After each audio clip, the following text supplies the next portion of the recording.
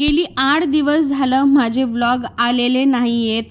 काय कारण झालं आणि कशामुळे माझे व्लॉग आलेले नाही आहेत हे मी तुम्हाला या व्हिडिओच्या माध्यमातून शेअर करणार आहे. नमस्कार मंडळी, मी सुजाता मगरे तुमचं मनापासून स्वागत करते माझ्या यूट्यूबच्या एका नवीन व्लॉगमध्ये. तर तुम्ही बघू शकता, चक्क मी हॉस्पिटलमध्ये गेलेली आहे आणि त्याचं कारण देखील मी सांगते की गेली 15 दिवस झालं मला अंगामध्ये कणकणी होती, थोडासा ताप होता आणि माझी एक चूक झाली की मला जेव्हा कणकण वाटत होतं तेव्हाच मी जावं लागत होतं. पण मला असं वाटलं की बहुतेक कामाच्या दगदगीनं वगैरे हे सगळं काही होत असेल आणि बॉडी पेन होत असेल, म्हणून मी थोडंसं निग्लेक्ट केलं. आणि प्रत्येकाचंच असं असते की कुठे छोट्या छोट्या गोष्टी मांडत बसायच्या म्हणून ना आपण बॉडीकडे लक्ष देत नाही.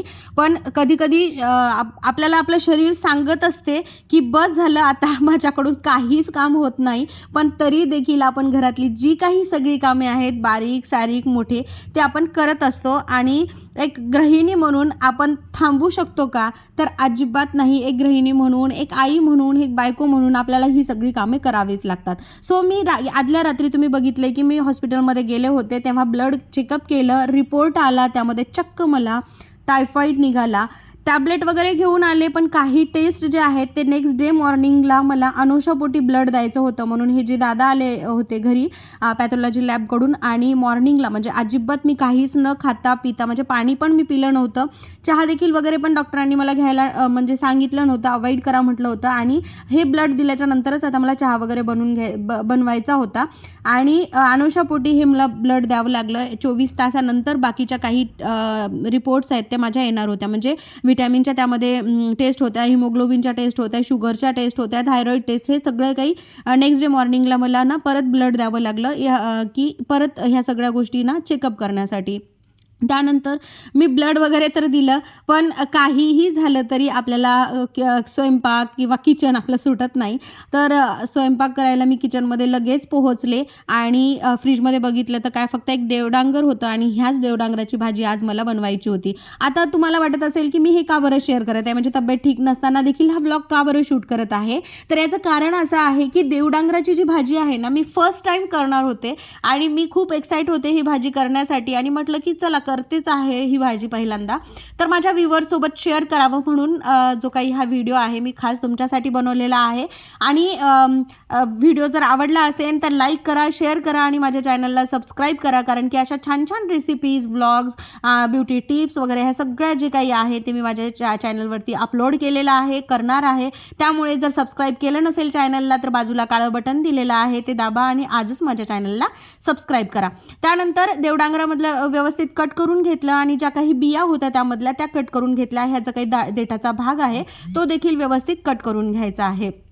आता जसं मी देवडांगराची भाजी फर्स्ट टाईम करणार होते, तसंच आज माझा पिल्लू देखील ना देवडांगराची भाजी जी आहे फर्स्ट टाईम खाणार होता. आता मी खाल्लीच नाही असं नाही आहे, कधी आईने बनवलेली खाल्ली, कधी मैत्रिणीने बनवलेली खाल्ली, पण स्वतः मी कधी ही भाजी बनवली नव्हते.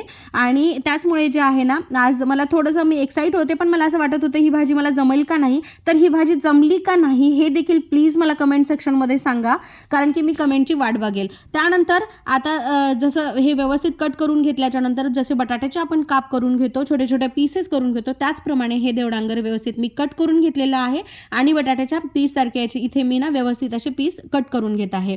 त्यानंतर आता बरेच जण ना म्हणजे देवडांगराची भाजी कसं आहे माहिती आहे का, आमच्या इकडे ना पितृपक्षामध्ये ना कंपल्सरी बनवलेली जाते. देवडांगराच्या भाजीचा एक म्हणजे छान असा व्यवस्थित त्याचा मान आहे, त्यामुळे बरेच जण बनवतात, पण मी कधी बनवली नव्हती. आणि पितृपक्षामध्ये मात्र ही भाजी आमच्याकडे कंपल्सरी बनवली जाते. एरवी पण आम्ही बनवून खातो, पण विशिष्ट असं म्हणतो ना आपण, त्याला महत्त्वाचं स्थान आहे, त्यामुळे पितृपक्षामध्ये मात्र ही आमच्याकडे भाजी बनवली जाते. त्यानंतर जे काही एक देवडांगर आहे ना ते मला पूर्ण कट करून घ्यायचं होतं, कारण त्याची सगळ्याचीच भाजी मला बनवायची होती. तर तुम्हाला जर तुमच्या घरामध्ये जर मेंबर्स कमी असतील तर तुम्ही अर्ध बनवून अर्ध तसं ठेवून नंतर देखील बनवून घेऊ शकता. तर असं आहे. आता हे सगळं जे काही देवडांगर मी व्यवस्थित कट केलेलं आहे ते छान आता 2 ते 3 पाण्याने याला स्वच्छ धुवून घेणार आहे आणि त्यानंतर मला भाजीची तयारी करायची होती. आता इथे व्यवस्थित जे काही देवडांगर आहे ते मी कट करून घेतलं, टोपल्यामध्ये टाकलं आणि 2 ते 3 पाण्याने याला स्वच्छ जे आहे ते धुवून घेतलेलं आहे. त्यानंतर आता छान असे व्यवस्थित पीस केले, म्हणजे एकदम बटाट्यासारखे पीस दिसतात त्याचे शुभ्र. त्यानंतर इथे ना एक मोठा कांदा घेतलेला आहे, म्हणजे मीडियम साईजचा कांदा घेतलेला आहे, तो बारीक चिरून घ्यायचा आहे आपल्याला. बरेच जण कांदा किंवा लसूण न वापरता देखील ही भाजी बनवतात आणि ती देखील भाजी खूप छान होते. पण इथे मी एक मोठा कांदा, जो काही मीडियम कांदा आहे तो घेतलेला आहे आणि त्यानंतर 8 ते 10 लसणाच्या पाकळ्या पण मी इथे घेणार आहे. छान असा बारीक कांदा चिरून घेतल्याच्या नंतर ना लसूण जो आहे तो पण मी सोलून घेतलेला आहे. आता काय माहिती आहे का, जेव्हा अशी काही पहिल्यांदा आपण भाजी बनवतो ना, तर त्यामुळे कशी लागते काय नाही या गोष्टीचं मला खूप टेन्शन येत होतं. कारण की कसं आहे, लेकरांना आवडलं तर ते लेकरं खातात, नाही तर नाही खात. त्यामुळे मला पिलूची काळजी वाटत होती की एकतर तब्येत ठीक नाही आणि त्यातल्या त्यात मी ही भाजी बनवली तर तो खाणार का नाही. तर असं आहे की आपण आजारी पडू शकतो, पण आपल्या जबाबदारी अजिबात आजारी पडू शकत नाही. किती जरी आपण आजारी असलं तरी ते किचन आपल्याने काही सुटत नाही. किंवा मग जो काही स्वयंपाक आहे, आज बाकीच्या कामामध्ये आपल्याला थोडी बहुत मदत होते, पण स्वयंपाक तर आपल्यालाच करावा लागतो. त्यानंतर जे काही 8-10 लसणाच्या पाकळ्या आहेत त्या मी सोलून घेतलेल्या, व्यवस्थित खलबत्त्यामध्ये कुटून घेतल्यात आणि त्यासाठी लागणारं जे काही कराळू आहे ना, ते मी इथे कढईमध्ये भाजून घेत आहे. एरवी माझ्याकडे कराळूचं कूट, तिळाचं कूट, शेंगदाण्याचं कूट असतं, पण आता माझी गेली 15 दिवस झालं, तुम्हाला जसं मी सांगितलं माझी तब्येत ठीक नाही आहे, त्यामुळे हे जे काही सगळे कूट आहेत ना ते माझे संपले होते आणि मी परत करून ठेवले नव्हते.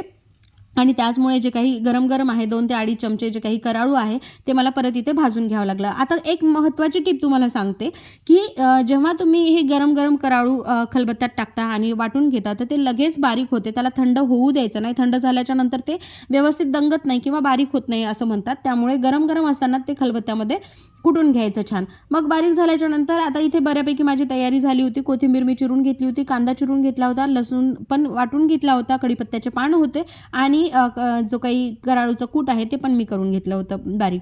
त्यानंतर कढई ठेवली. कढई गरम झाल्याच्या नंतर त्यामध्ये थोडंसं जिरं टाकलं फोडणीसाठी, कढीपत्ता टाकला आणि जो काही बारीक चिरलेला कांदा आहे तो मी यामध्ये ॲड केलेला आहे. आता कांदा छान असा गुलाबी रंगाचा होईपर्यंत परतू द्यायचा. छान असा तांबूस रंगाचा परतल्याच्या नंतरच जो काही लसण आहे ते ॲड करायचा. कारण की कांद्याची आणि लसणाचा जो काही उग्र वास असतो, विशिष्ट एक वास असतो, तर तो त्या तेलामध्ये राहिला ना तर भाजी चव लागत नाही असं माझं तरी मत आहे. त्यामुळे कांदा आणि लसूण व्यवस्थित फ्राय होऊ द्यायचं आणि त्यानंतर इथे मी 2 चम्मच मिरची पावडर टाकलेली आहे.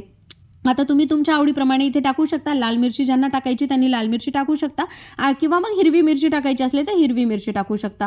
त्यानंतर बारीक चिरलेले जे काही हे देवडांगरचे पीस आहेत ते मी यामध्ये टाकले आणि व्यवस्थित असं परतून घेतलेलं आहे. बरेच जण ना हिरवी मिरचीची पेस्ट टाकतात आणि छान अशी भाजी होते. यामध्ये थोडंसं मी मीठ टाकलेलं आहे, हळद टाकलेलं आहे, परत एकदाचं छान असं परतून घेतलेलं आहे.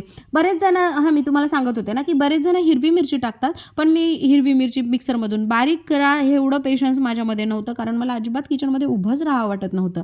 आता मला असं वाटलं की तेल माझ्याने थोडंसं कमी पडलेलं आहे, त्यामुळे मी ना यामध्ये पाणी टाकलेलं आहे आणि 2 ते 3 मिनिटासाठी याला मी झाकून ठेवलं, म्हणजे जे काही देवडांगर आहे ना ते व्यवस्थित असं मऊ पडेल आणि छान लवकर शिजेल म्हणून. आता तुम्ही बघू शकता छान असं याला मी परतून घेतलेलं आहे, पण भाजी माझी काही शिजली नव्हती कारण की हे देवडांगर आहे ना, म्हणजे थोडंसं पिकलेलं असेल ना ते लवकर शिजते, पण हे थोडंसं कच्चंच होतं, त्यामुळे ही भाजी शिजायला ना थोडासा वेळ लागणार होता. त्यानंतर व्यवस्थित असं परतून घेतलं आणि मी म्हणजे जसं आपण बटाटे किंवा मग वांगे बघतो ना असं दाबून हाताने की हे शिजलं का नाही, त्याचप्रमाणे मी बघून घेतलं, पण हे अजून शिजलं नव्हतं. याला कमीत कमी अजून 5 मिनिटं लागणार होते. पण या स्टेपला मी जे काही बारीक कुटलेला कराळू आहे 2 ते 2.5 चमचे यामध्ये ॲड केलेला आहे. आणि अशा सुक्या भाज्यांमध्ये कराळूचं कूट म्हणा, तिळाचं कूट म्हणा किंवा शेंगदाण्याचं कूट टाकल्यानंतर ना भाजी खूप चविष्ट होते. माझा स्वतःचा अनुभव आहे. त्यामुळे ना प्लेन भाजी करण्यापेक्षा ना असे कराळूचं कूट वगैरे टाकल्यानंतर भाजीला छान रंग देखील येतो आणि टेस्ट देखील ना त्याची अशी दुप्पट होते असं मला वाटते. त्यानंतर छान अशी भाजी परतून घेतलेली आहे आणि मस्त बारीक चिरलेली कोथिंबीर जी आहे ती मी यावरती ॲड केलेली आहे. तर मस्तपैकी आता ह्या भाजीचा रंग देखील छान वाटतोय आणि भाजी पण छान शिजलेली आहे. तर आता तब्येत थोडी हळूहळू माझी ठीक होत आहे, त्यामुळे पुन्हा तुमच्यासाठी मी ब्लॉग घेऊन येण्याचा नक्कीच प्रयत्न करील आणि अशी छान छान रेसिपी माझ्या चॅनलवरती अवेलेबल आहे, ते देखील तुम्ही जाऊन चेक करा आणि व्हिडिओ आवडल्यास लाईक शेअर करा आणि एक लाईक प्लीज द्या. छानशी कमेंट करा ही भाजी मला जमली का नाही ते. आणि मस्तपैकी इथे भाजी तयार झालेली आहे. असे छान छान ब्लॉग घेऊन मी तुमच्यासमोर पुन्हा एकदा येईलच आणि छान अशी कमेंट करा, मी वाट बघेल आणि भेटूया छानशा एका ब्लॉगमध्ये पुन्हा एकदा. तोपर्यंत बाय.